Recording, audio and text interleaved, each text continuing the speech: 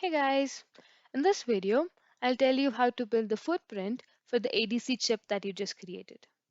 So the first step is to open the PCB library.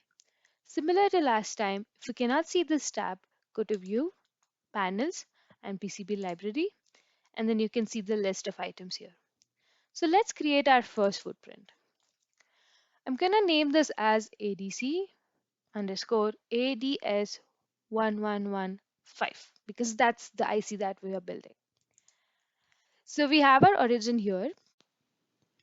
To build a footprint, let's go back to the data sheet and scroll way down. You'll find something called the land pattern data. So this will tell you the dimensions and the measurements of the footprint that you need to create. As you can see, there are 5 paths here in a row and then 5 more here with a separation of 4.4 mm. And all the dimension of the pad is also given and the separation between the paths too. So let's start doing this. So uh, as we can see here, the dimension of the pad is 1.45 mm into zero point 0.3 mm and the separation between the two is 0.5 mm. So let's keep this in mind and start building our footprint. To begin the footprint, let's place a pad. So if you right click, place and then go to a pad, you can place a pad. So as you can see, this is a through hole component, right? And a circular pad.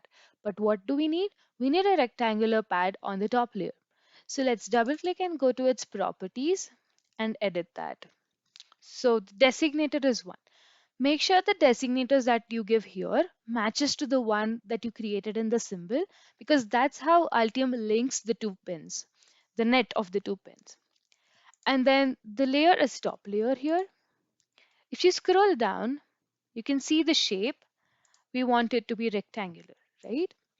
And according to the data sheet, your pad X is 1.45 mm and the pad Y is 1.3 mm. And then if you scroll down, you can make the solder mask expansion as manual and reduce this to 0.05. That's it. You have your first pad. Now that you have this, you don't need to again place pad for the 10 other 9 pads, right? So what you do is you can copy this and then select the origin, and instead of placing it, go to edit, paste special, paste on current layer, and instead of paste, go to paste array. So here my item count is 5, right? Because there are 5 paths in one row, one column.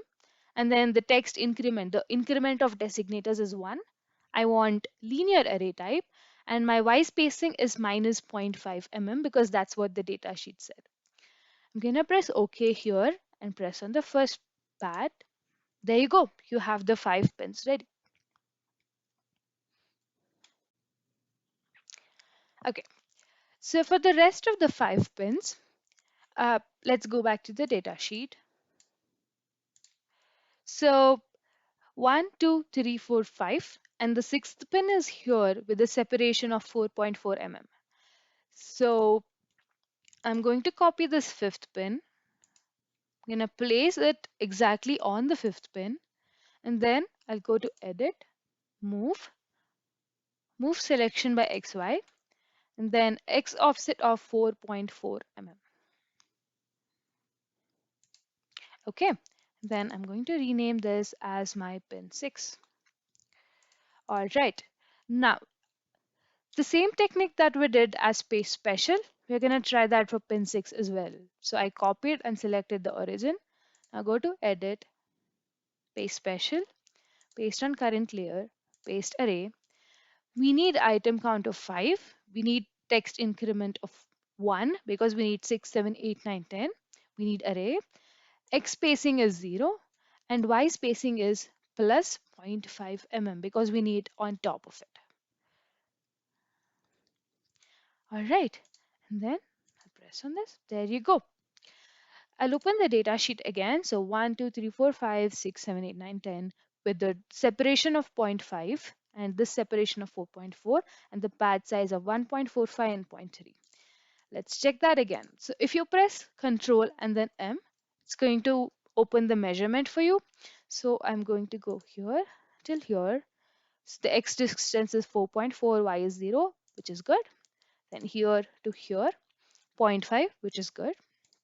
And if I double click on a pad, it should tell me the dimensions, which is 1.45 into zero point 0.3, which is also good. Once we have the spin arrangement, let's set the origin to center. So how you do this is, go to edit, set reference, center. So this will make your origin as center. After this, let's place some top overlay.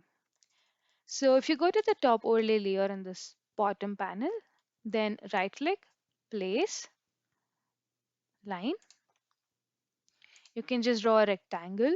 So when you're drawing, if you press tab, it opens the properties. Let's make it a little narrower. There you go, close this, and then make a rectangle. There you go, you have a rectangle. We need to have some sort of pin 1 marking, right? So let's just go to place, arc, center, and place it here, start and the end position. That's it.